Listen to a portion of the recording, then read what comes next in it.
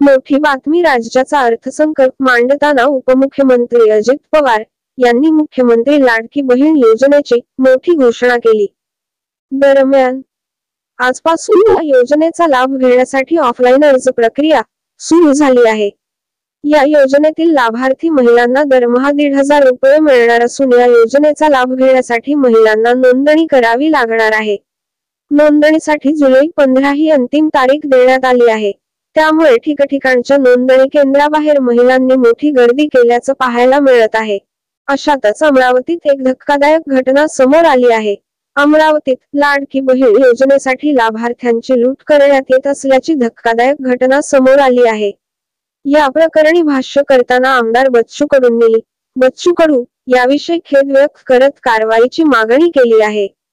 तर या योजनेसंदर्भात सरकारने नोंदणी प्रक्रिया रद्द करून सरसकट 21 ते 65 वर्षांच्या आतील महिला आहेत त्यांच्या खात्यात ही रक्कम जमा करावी, अशीही मागणी बच्चू कडू यांनी केली। दरम्यान आमदार बच्चू कडू विधिमंडळाच्या परिसरात एमपमाजाच्या प्रतिनिधीशी संवाद साधत असताना काँग्रेस आमदार तथा कोल्हापूर काँग्रेस जिल्हाध्यक्ष सतेज पाटील यांनी मिश्किल शब्दांत आमदार बच्चू कडू लवकरच मवियात येणार, त्यांना मी घेऊन जाणार, असे म्हणते बच्चू कडूंबाबत भाष्य केलं आहे।